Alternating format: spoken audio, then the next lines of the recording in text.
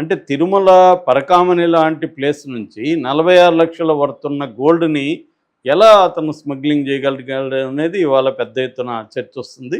అది ఏందంటే 100 గ్రాముల బంగారు బిస్కెట్లు ఒకసారి, 555 గ్రాముల బంగారు బిస్కెట్లు ఒకసారి, 100 గ్రాముల ఆభరణాలు, 157 గ్రాముల వెండి, ఇవి ఇప్పటివరకు అతను స్మగ్లింగ్ చేసినట్టుగా పోలీసుల ముందు కన్ఫెస్ అయ్యాడు. ఇది సంచలనం సృష్టిస్తుంది. ఎందుకంటే పరకామణిలోనే ఇలాంటి చోరీ సాధ్యమైందంటే అతను యాక్చువల్గా కాంట్రాక్ట్ యూనియన్ బ్యాంకులో కాంట్రాక్ట్ ఎంప్లాయీ. అతను 2 ఏళ్ల నుంచి పరకామణిలో పనిచేస్తున్నాడు.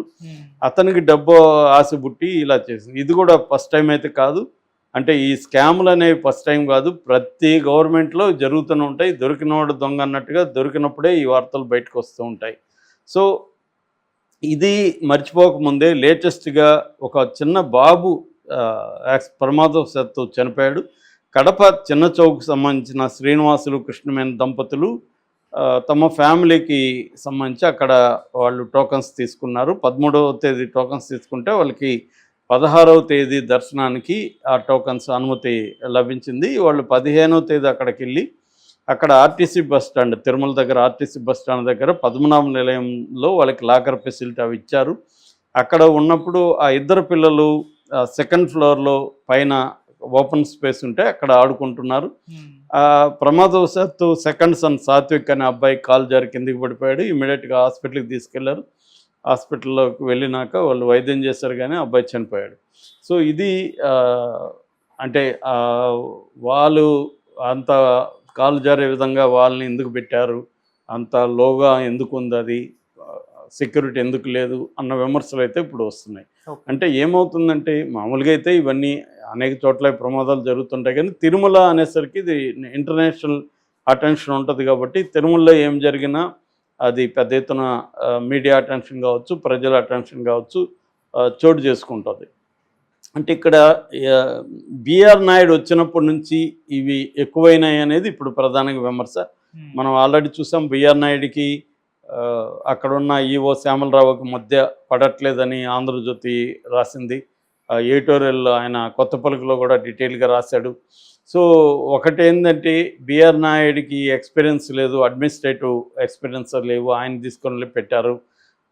ఆయనేమో లోకేష్ మనిషి, అక్కడున్న ఈవో ఏమో శ్యామలరావు ఏమో చంద్రబాబు మనిషి. వీళ్ళిద్దరి మధ్య ఒక కోఆర్డినేషన్ లేదు. అది ఏమైపోయిందంటే ఇటు పాలక మండలికి, అంటే టీటీడీ బోర్డు పాలక మండలి ఉంటుంది, బోర్డు మెంబర్స్కి, ఇటు అధికారులకి మధ్య సమన్వయ లోపం అనేది క్లియర్గా అర్థమవుతుంది. కానీ దాన్ని మళ్ళీ వాళ్ళిద్దరు ఖండించి ప్రెస్ మీట్ పెట్టి ఇదేమీ లేదు, మేము ఇద్దరం కలిసి పనిచేస్తున్నాం అని చెప్పారు. అది కూడా మనకు ఎవరు కూడా నమ్మే పరిస్థితి లేదు అలా చెప్పినప్పటికి కూడా.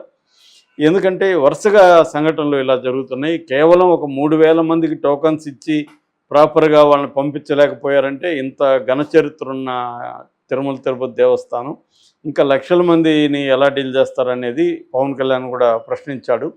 సో దీనికి ప్రధాన కారణం ఎందుకంటే 15 సార్లు వీళ్ళు ఈ ఏకాదశికి సంబంధించిన దర్శనాలకు టోకన్లకు సంబంధించి 15 సార్లు మీటింగ్లు పెడితే ఒక్కసారి మాత్రమే వీళ్ళిద్దరు కలిసి పాల్గొన్నారు. సో వీళ్ళ మాట వాళ్ళు వినట్లేదు, వాళ్ళ మాట వీళ్ళు వినట్లేదు అనేది ప్రధానంగా చెబుతున్నారు.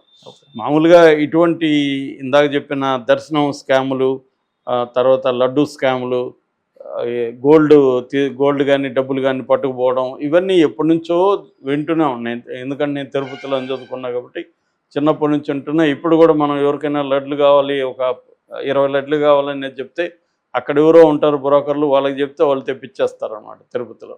ఎందుకంటే అక్కడ పనిచేసే ఉద్యోగులు కావచ్చు, షాపు వాళ్ళు కావచ్చు, ఇతర ఎంప్లాయీస్ కావచ్చు, వీళ్ళకి ఏ మార్గాల్లో తేవాలో ఐడియా ఉంటుంది. ఎందుకంటే ఏళ్ల తరబడి పనిచేస్తుంటారు కాబట్టి ఐడియా ఉంటుంది. ఎక్కడైనా కూడా ఇది తిరుమలలోనే కాదు అన్ని చోట్ల జరుగుతుంది. ప్రతి చోట ఆయన ఎవరో ఫిలాసఫర్ చెప్పాడు, రూల్స్ ఎందుకు ఉన్నాయంటే బ్రేక్ చేయడానికి అని. Without breaking of the rule there is no need of the rule అన్నాడు ఆయన. అలాగే రూల్స్ ఉన్నాయంటేనే బ్రేకింగ్ కూడా ఉందని బ్రేక్ చేస్తూ ఉంటారు. అది ప్రతి గవర్నమెంట్లో జరుగుతుంది. కాకపోతే ఇప్పుడు ఏమైందంటే గత 5 ఏళ్లలో జగన్ ప్రభుత్వం ఉన్నప్పుడు జగన్ క్రిస్టియన్ అని, అక్కడ క్రిస్టియానిటీని చేస్తున్నారని అనేక అవకతవకలు జరుగుతున్నాయని పెద్ద ఎత్తున తెలుగుదేశం మీడియా ఫోకస్ చేసింది. అందువల్ల దాని అటెన్షన్ పెరిగింది. లేకపోతే ఇంత అటెన్షన్ ఉండదు. ఇవన్నీ సాధారణంగా జరిగేవి. యాక్సిడెంట్లు కూడా చాలాసార్లు అక్కడ యాక్సిడెంట్లు చనిపోయిన సందర్భం ఉన్నాయి. లోయలో బస్సులు పడిపోయిన సందర్భాలున్నాయి. అవన్నీ మెరుగుపరిచారు నిజానికి. కాకపోతే ఏమైందంటే ఎప్పుడైతే జగన్ మీద ఫోకస్ పెట్టి చిన్న చితక అక్కడేదో షేప్ ఏదో ఉంటే కూడా అది సిల్వర్ షేప్ అని రకరకాలుగా జగన్‌ని ఇబ్బంది పెట్టడానికి ఎప్పుడైతే చేశారో, దానివల్ల ఓవరాల్‌గానే జనం ఫోకసు తిరుమల మీద పడింది. అది గవర్నమెంట్ మారినాక మరి మారాలి కదా! మొన్నటికి మొన్నే లడ్డు విషయానికి సంబంధించి ఎంత పెద్ద గొడవ చంద్రబాబు స్టార్ట్ చేశాడో మనం చూసాము. సో, వీళ్ళేందంటే రాజకీయ ప్రయోజనాల కోసం చివరికి దేవుడిని కూడా వదలలేదని సుప్రీంకోర్టే కామెంట్ చేసింది. కనీసం దేవుడినన్నా వదిలిపెట్టండి మీ రాజకీయాలను. కానీ దేవుడిని వదిలిపెడితే అసలు బీజేపీ నిలేదు కదా! బీజేపీ అధికారంలోకి రావడమే దేవుడి పేరుతో, రథయాత్ర పేరుతో కదా బీజేపీ అధికారంలోకి వచ్చింది. కాబట్టి ఈ దేశంలో మత రాజకీయాలు అనేవి కొత్తగా ఏం రాలేదు. అది అందరూ చేస్తున్నారు. ఒకప్పుడు బీజేపీకి పేటెంట్ ఉండేది. ఇవాళ అన్ని పార్టీలు కూడా మత రాజకీయాలు చేస్తూనే ఉన్నారు. సో, అలాగా ఫోకస్ పెరగడం వల్ల ఇదైతే సాధారణ సంఘటన కాదు. స్టాంపీడ్ అనేది ఫస్ట్ టైం తిరుమల చరిత్రలోనే ఫస్ట్ టైం జరిగింది. మిగతావన్నీ కూడా సాధారణ సంఘటనలే. ఈ బాబు చనిపోవడం, అది యాక్సిడెంట్లు చాలాసార్లు జరిగాయి. కాకపోతే దాని మీద ఇప్పుడు ఎంక్వైరీలు చేసి సేఫ్టీ, ఎందుకంటే ఫ్యామిలీస్ ఎక్కువ వెళ్తుంటారు, చిన్నపిల్లల్ని తీసుకెళ్తుంటారు. వాళ్ళకి అక్కడ వాళ్ళకి ఇచ్చే గెస్ట్ హౌస్లో సేఫ్టీ ఉందా అనేది ప్రధానంగా చూసుకోవాల్సిన అవసరం ఉంది.